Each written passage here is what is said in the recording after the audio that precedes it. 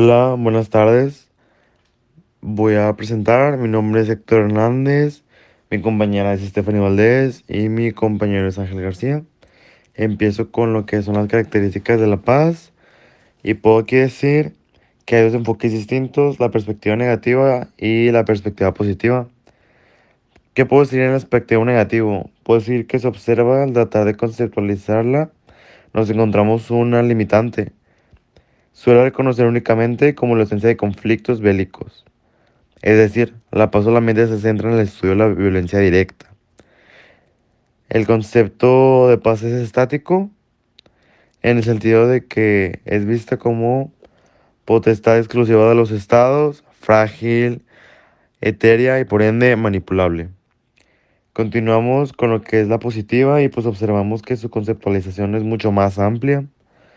También analiza todos los demás aspectos estructurales y culturales que fomentan, mantienen o coinciden en las actitudes violentas, enriqueciéndose con elementos que facilitan su asimilación y representación, y acercando a la sociedad a la idea de que las mismas personas pueden alcanzarla al incorporar valores como el respeto, la justicia, la equidad, la comunicación, la colaboración, la empatía, la cooperación, etc. La idea de la cultura de la paz no habría sido lo que es en la actualidad sin la existencia previa de intelectuales, religiosos, artistas, juristas, grupos y miles o tal vez millones de personas anónimas que influyeron notablemente en la historia y sirvieron de base para las instituciones pacíficas que configuraron tiempo después de la cultura de la paz. Las raíces más antiguas de las instituciones pacifistas las encontramos en los orígenes de las religiones. En las religiones orientales se habla de una especie de no acción, janismo, del fruto de la piedad hacia los seres, de budismo o de la pasividad, de bhakti. Gracias a estas religiones, o mejor dicho a los monjes que la profesaban, la no violencia se arraigó profundamente en la cultura oriental. Asimismo, en la cultura occidental, el pacifismo profesado por Jesucristo, profeta y maestro de la tradición judeo-hebraica, erigió una de las posturas pacíficas que más ha trascendido y prosperado en la historia y configuró una doctrina caracterizada por el amor. El axioma ético de Jesús no busca el poder ni ser el más fuerte, no responde a la violencia con violencia, sino que intenta buscar y encarnar una serie de valores, como la humildad, el servicio, el amor, la comunidad, la justicia y la paz.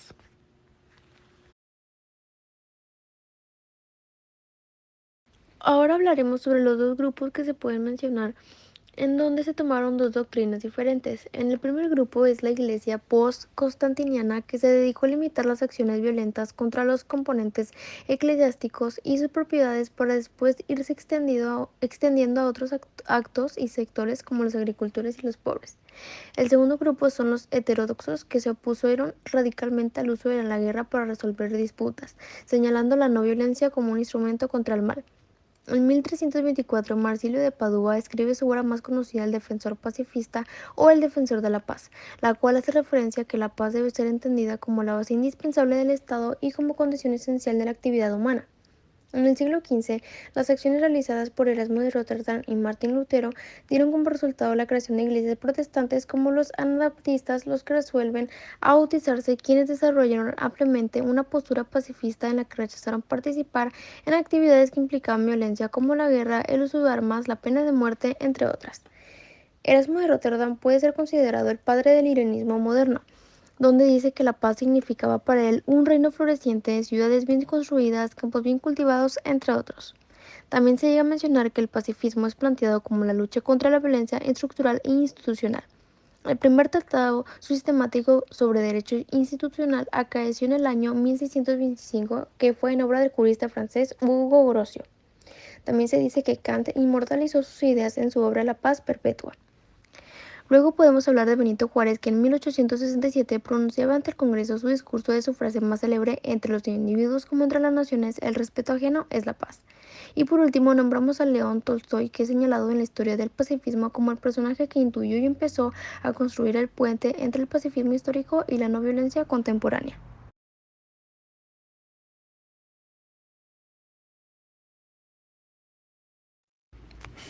Bien, Martin Luther King Jr. quien encabezó un movimiento de protesta pacífica por derechos civiles afroamericanos, era conocido y recordado como uno de los más grandes oradores, líderes y héroes de la historia de Estados Unidos de América, ya que con sus esfuerzos consiguió la proclamación de los derechos civiles y el derecho al voto para la raza afroamericana, lo que le valió ser acreedor del Premio Nobel de la Paz en el año 1964.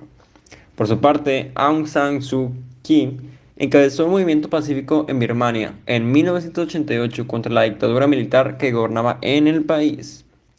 Aung San Suu Kyi, al observar las represiones sangrientas de que eran objeto los manifestantes, quienes querían el establecimiento de un sistema democrático, comenzó a viajar por el país organizando un movimiento en favor de los derechos humanos y la instauración de un régimen democrático.